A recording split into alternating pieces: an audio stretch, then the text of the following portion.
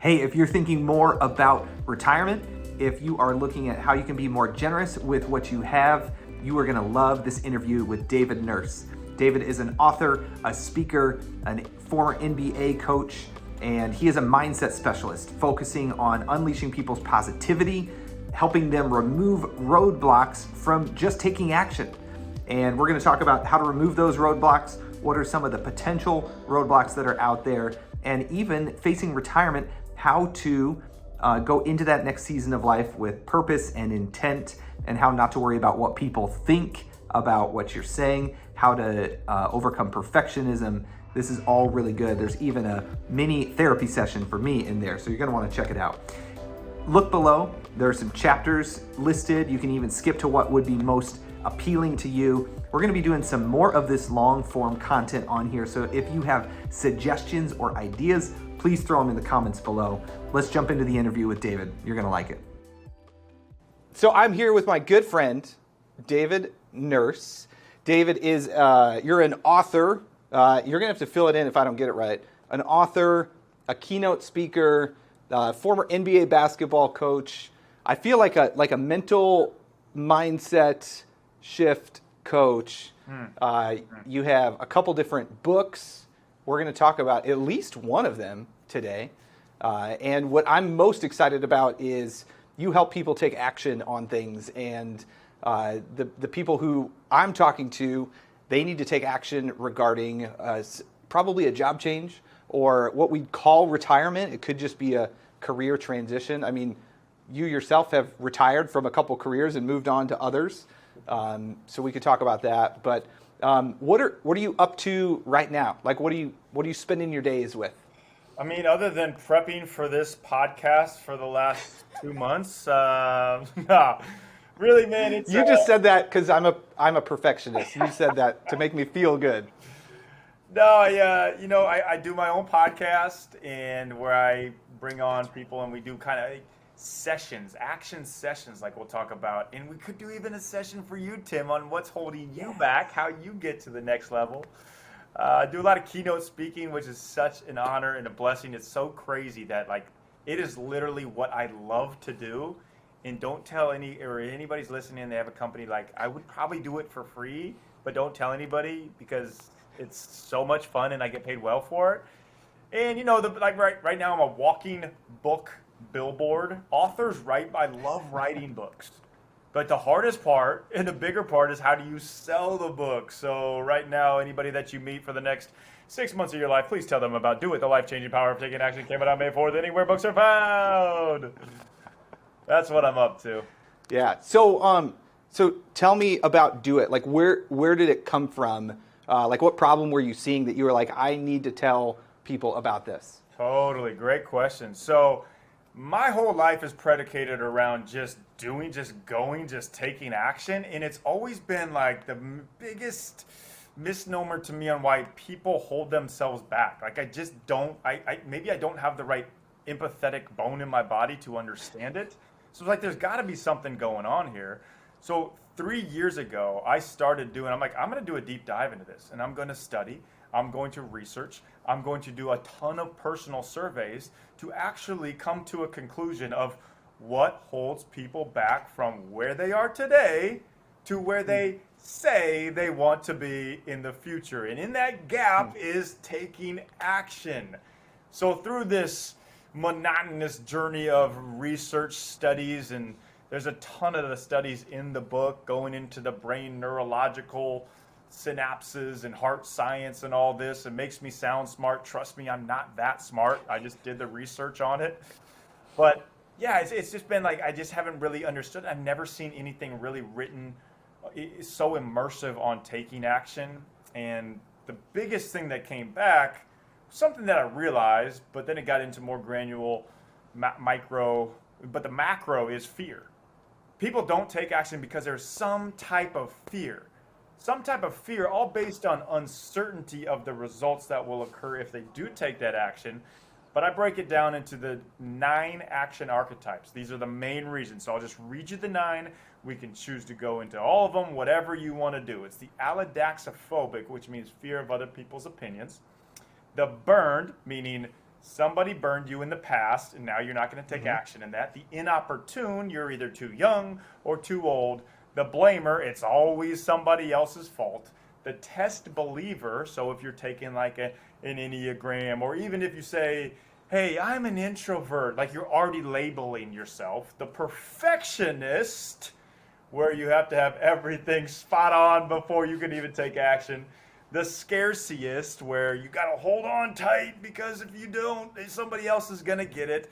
The distracted, which that is a commonplace today, this distracted world we live in. And the underestimator, meaning, hey, you're from a small town. Why you? Why could you do this? So those are the 9 main reasons, and I go in depth on those in the book. Yeah, that's awesome, man. And what I love about, as I was reading it, I love each section. You talk about the brain science behind that archetype. You talk about the heart science behind that archetype. We look at a character from history that we can learn something from that chose to overcome it, and then you give some practical steps. So already the first one, what was the Allodaxophobic. That is the fear of other people. Allodaxophobic. Yeah. So waiting for people's approval, man, that's one for me where I want everybody to be like 100% before we move on with something. And life just doesn't work like that. I'm figuring out, at least, that it's okay to move forward with people or even yourself at 80% or 60%. What's that quote? Better a 60% plan that's actually executed is better than a 100% plan that's never executed. Yeah. So totally. And man, like that's so good. It's such a common thing too. Like at some point, and this is the really cool thing that I found out. Not necessarily when I started it, but what I realized is people change their action archetypes at different points in my life. I've been the majority of these 9 that we just named. And you'll be at one spot and you'll go to another spot, but it's continuing to come back and being aware of that. And a lot of people will fear others' opinions. And the funny thing is, when you think about it, if somebody says something about you or is thinking about you, they're probably thinking about you for 10 seconds max, and then they're thinking about the most important person in their world, them, and probably what they're having for dinner. So there's 86,400 seconds in a day, and most people think about you for 10 seconds. But then the allodaxophobic thinks about what they were thinking for the next 86,390 seconds. And it's crazy. It's crazy that we do this because not everybody's going to like you. It's just the way it is. The biggest landslide in presidential history, Richard Nixon won in 1972, 60.7% of the popular vote. That's it, 60.7. The other guy was George McGovern, or I think his name, George McGovern. He had 39.3%. I think I'm doing my math right there. But what I'm saying is, people are not going to all like you, and that's just the way it is, and you have to be okay with that. And it's really totally something that, we can be okay with, just understanding that. Yeah, that's really good. So asking for a friend who struggles with the approval of other people, how do you become aware of that? Like, what's the best way to figure out, oh man, that this is what's holding me back?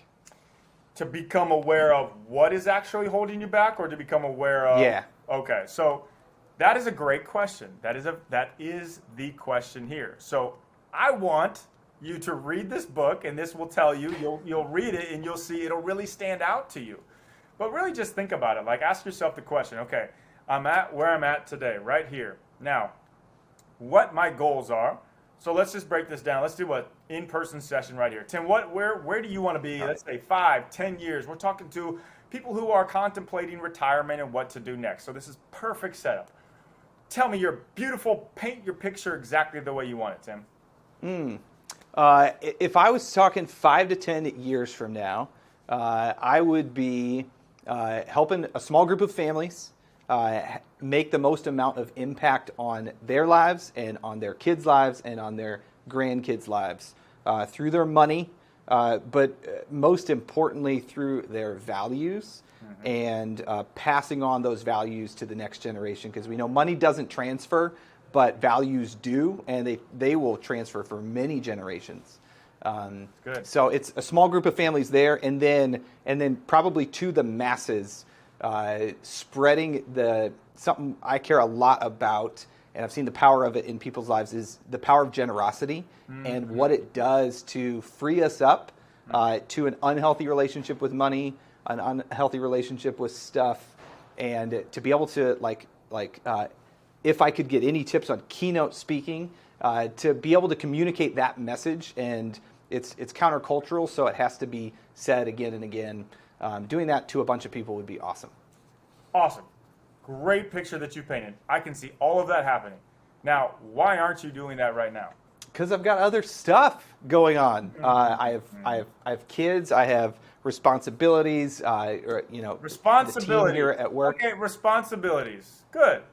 There's an excuse. Everyone has responsibilities. Not everyone has kids. That's obvious. Okay. So if you said those 3 things are the main things that you want to do, that's your perfect picture for the future. Are there other things that you're doing that take up time in your day that don't necessarily lead to that? Yeah, for sure. All of us do. It's the distracted.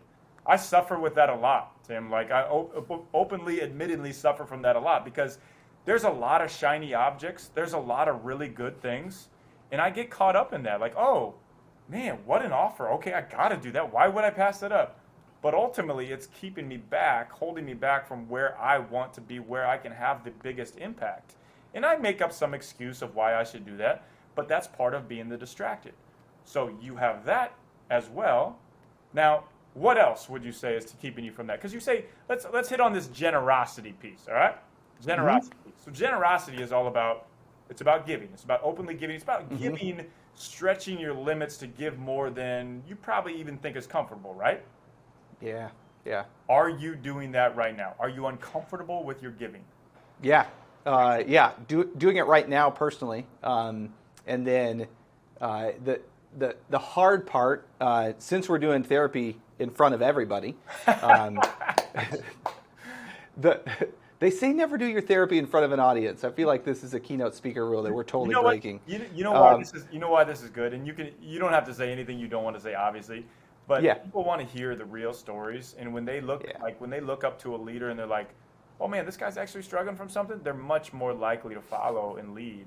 And so I appreciate your openness and being willing to do this, and we can spin it back on me, because I've literally struggled from every single one of these. I went through it at some point in my life. Yeah, I was going to ask you. I was like, can you have all 9? Because I feel like I can identify with each one of them. No, when it comes to the generosity piece, I'll give you my excuse there. I'm not seeing the fruit of this excuse, but it comes to my head anyways, and that is in a business like ours where you charge people a fee for the assets that you manage.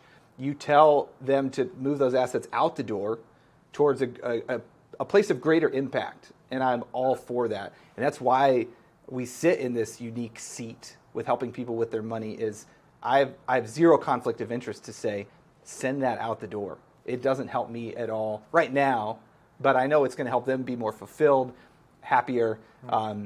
But it's not the first thing that comes when it's like, how do we grow this business? Oh, well, let's tell people to give their money away. It's working. So again, I'm not seeing the fruit of my excuse, but it's still there. Oh, but that's great, Tim, because you are doing it, you are working it, you're acting in it. Now, when you do this and you're telling them, hey, and you have no vested interest in it other than their own personal joy and stability and longevity, it's going to come back to you. It literally will. I've got a friend, his name's Joel Marion. He's the most generous person I've ever been around. And he's been like this his whole life. When he was a teacher making like $20 a year in New Jersey, he'd spend all his money and take his teachers out for a dinner at the end of the year, making nothing, but he was giving everything. He's worked his butt off, and he's grown a business and ended up selling it for about $1 billion a couple years ago. But he just gives and gives and gives. And he has a hat that says rich in relationships. I've never seen somebody who people will come from anywhere throughout the country and just be with him when he needs somebody because of what you're saying, because of that generosity. And I've seen it the other way too, where someone's like, well, I got to grow my business, obviously. And then it's just never a genuine and long-lasting relationship. And I mean, I learned this in the basketball sense of like I'd have NBA players in, and try to sneak in these selfies and these videos back in the day, and I'd post them because, you got to grow that brand, Tim. Yeah. But a really good friend of mine, one of my best friends actually, Jeremy Lynn, he called me out on it. He said, dude, I feel like you're using me. And it hit me. It hurt so bad. And I realized I got to change my ways. So I would much rather be kicking it with Jeremy when we're 80 on the front porch drinking some lemonade than I would be using him for a few more likes or potential revenue to come in. So I think you are living in that, man. It's just continuing too. And then it's just that compounding effect that will add up. Yeah, that's good. Ooh, did you just slip compound interest into our conversation? Yeah, I did. Come on. So good, so good. All right, I want to ask you this. Thinking about people who are close to retirement and they're thinking about this next stage of life, and that could be somebody who is 60 years old and they've been working the same job for 30 years. That's kind of the classic example. It could be somebody, you've worked with professional athletes, so a lot of them are retiring in 20s or 30s and having to, when I say retirement, I mean like redefine the relationship with work. It's just going to look different in this next season. What do you think, as you've studied these archetypes, what do you think is holding people back from those career changes or that new season of work, and how could they address that? Well, I love it, first off, and I was going to say this, but you already did. It's not retirement. It's the redefinement of the word. It's literally taking a pivot. I think life is a long hallway.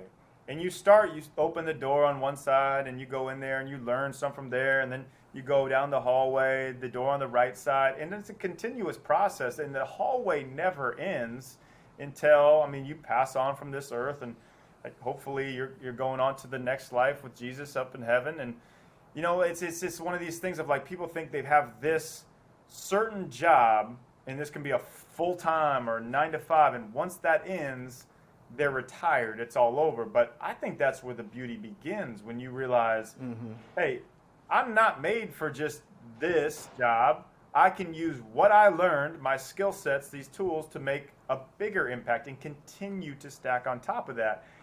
I think the biggest struggle is this, Tim. It's the scarcity mindset.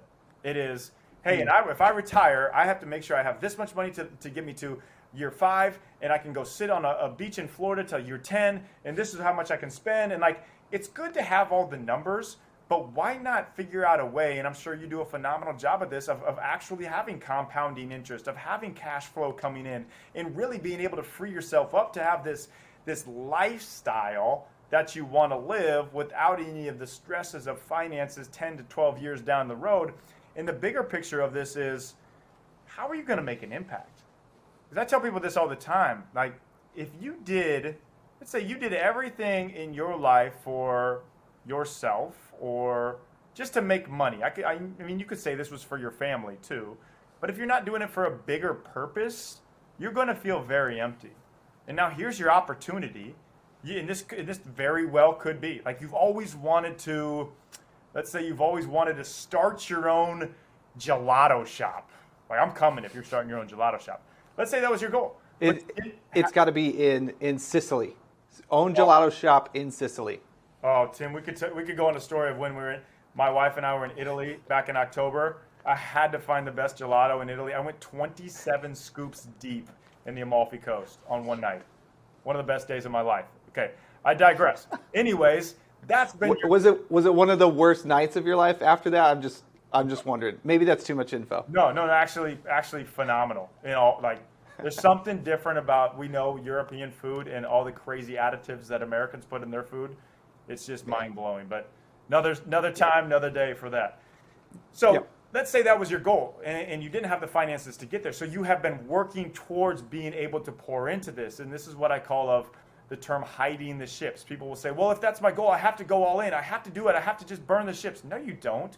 You can hide the ships, and you can slowly pour into, okay, I'm making this money in this area so that my long-term plan, this is where I can really be. But if you don't have that vision of how can I impact people more than just impacting my bank account, you're going to have a miserable life.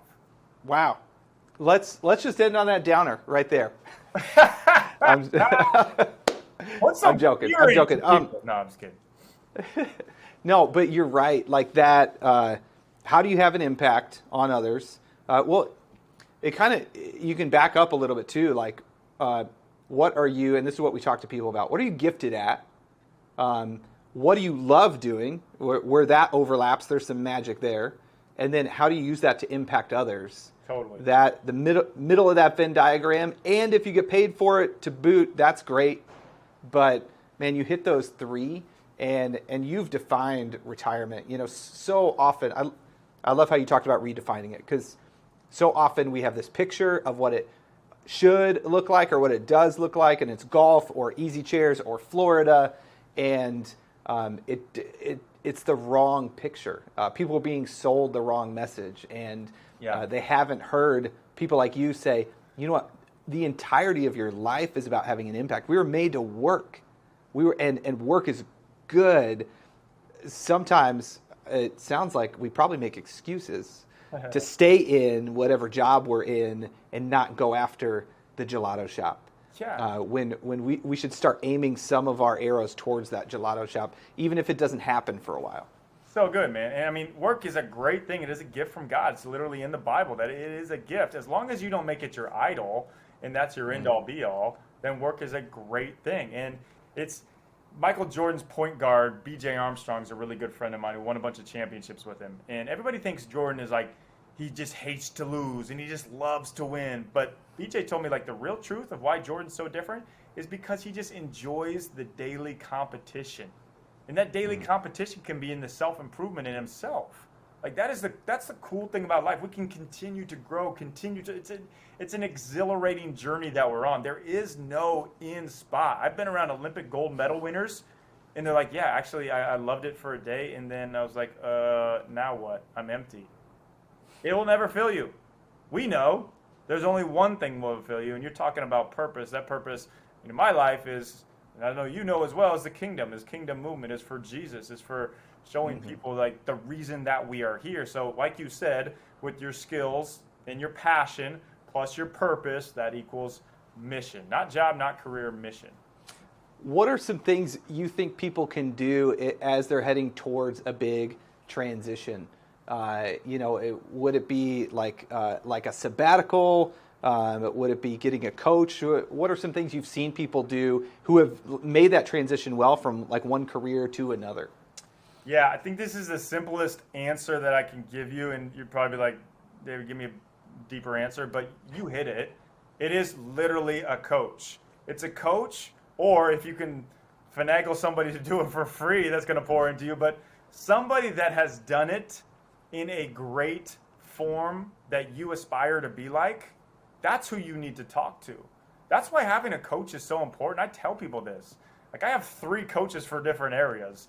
For investment, for personal growth, for speaking. Like these are areas I want to continue to grow in, and they've already been there. So why don't I just, instead of try to figure it out and hit all these roadblocks myself, just pay them to help me make even more money. So I just think that it's so important to have somebody that has already been there, and you're either paying them or they are your mentor and they're showing you the ropes of how to get there. I was talking this morning to a friend about the fear of other people's approval, and I was like, hey, I'm trying this thing. It might work. It might fail. And I'm kind of worried about the results. And he said to me, hey, how do you define success for this thing? How do you define success if it's going to work or if it's going to fail? And the definition that we came up with is, am I feeling led to do this? Am I surrendering to the Spirit in this? And am I giving it my best? And that kind of helped unleash some of that for me to not worry about what other people are going to think. Yeah.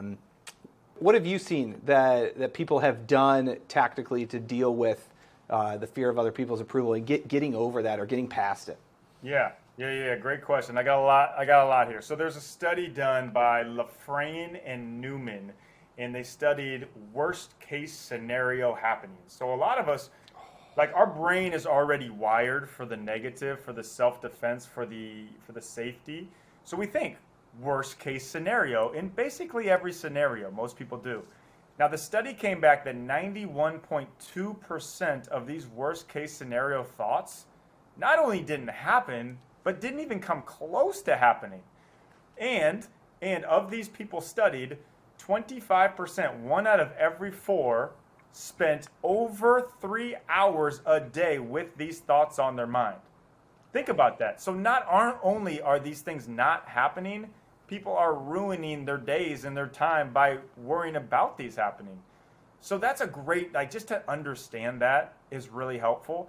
And then also understand, like, what's the worst that can happen? One, like, if I do something and I look really foolish, like I think about this before I go on stage. Like, all right, what if I forget everything I'm going to say and then I fall down and trip? Here's what happens, Tim. I don't die. I don't go to jail. I actually have this amazing story to be able to tell some other time, probably put in another talk or put in another book. So it's a win. And I know, like, this is where my belief and relationship with Jesus comes into place so strongly of, like, I want everybody to like me. And I tell people, this is one of the things I tell in my talks. I'm like, I want you to think, like, dang, David, you're so good. This is the best talk I've ever heard.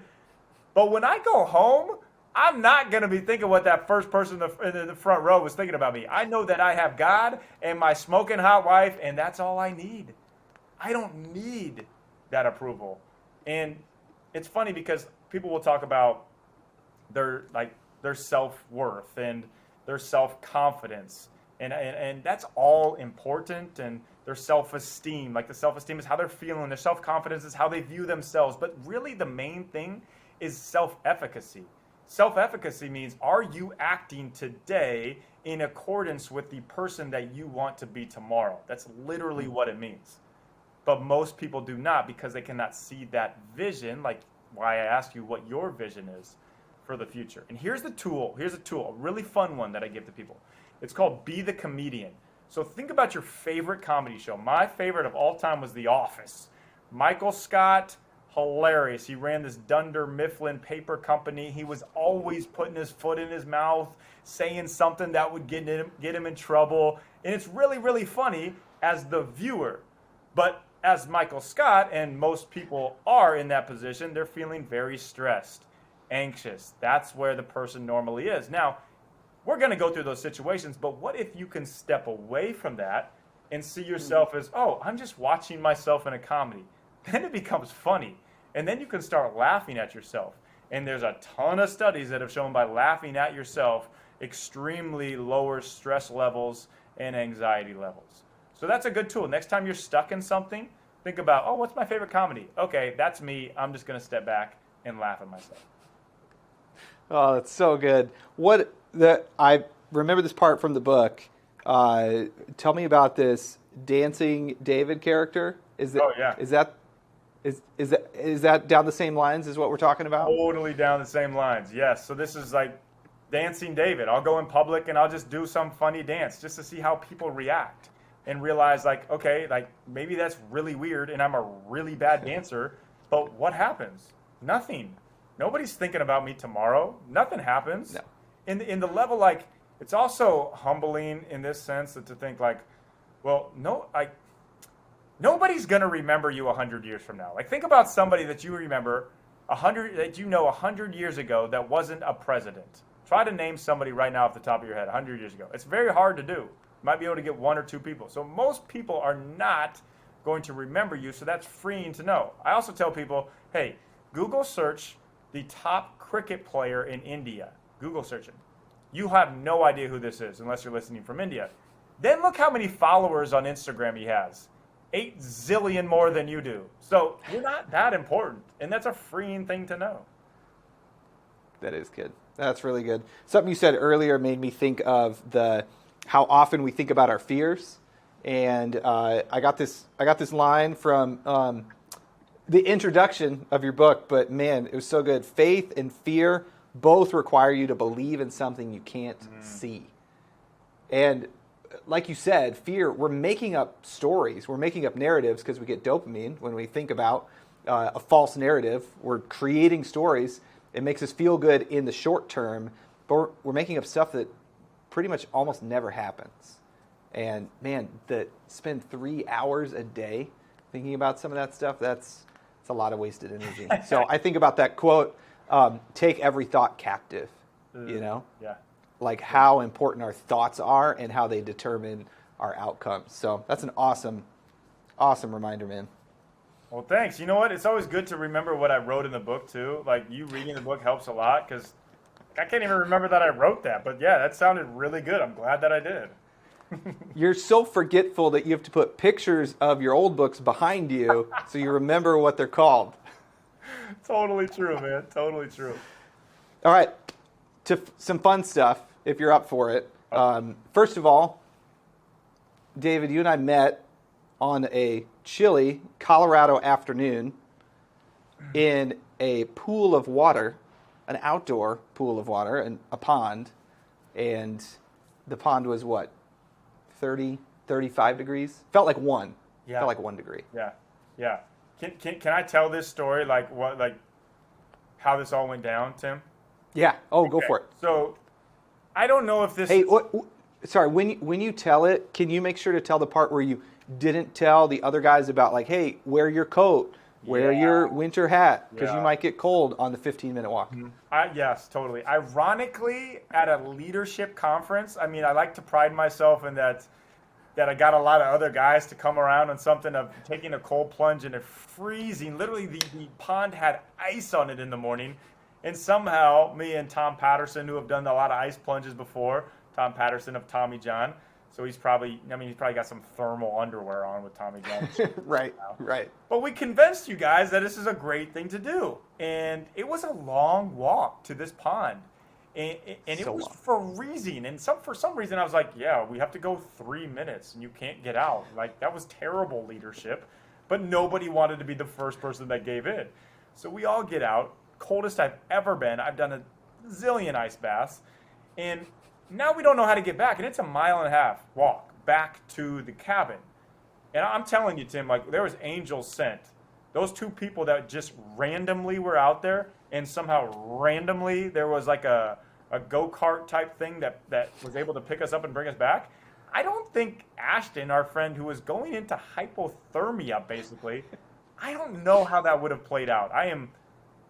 It would have been really scary, and that's part of the leadership. Was probably not a good move on my end, but I love your commitment to it, Tim. And now we have an incredible story. And I read this book called The Comfort Crisis.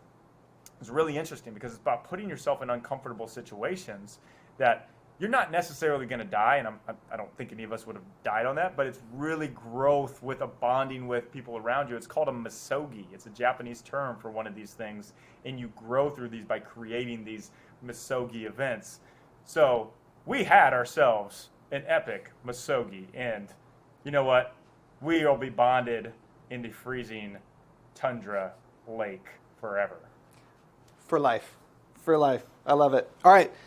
Question. You already kind of have your dream job. You're doing the things that you love. But what would be your absolute dream job? Anything. If you could, like, snap your fingers and you're doing it. Like, all the talents and anything required to do it is already there. You just have to say, I'm going to do that. Tim, easy answer here. Have you seen the show MasterChef, where those food savants are the ones that are the taste testers for all this super high-level Michelin star food? I would be those guys, where I get to take bites of every single good food and be like, I think a little bit more salt. Oh, the flavor is spectacular. No-brainer. MasterChef. All right. So MasterChef, taste tester, plus a French accent, and you're good. Totally. Yep. That's my dream job. It's going to happen sometime. That's good. I don't know what's holding me back. I think it might be my palate for good food. I think it's probably the one thing holding me back. Is MasterChef, does it get filmed nearby where you are? I don't know. I would honestly do it even if it wasn't on TV or if it was for free. I'm just kind of wanted to taste really good food all the time. So I've seen this maybe from Instagram.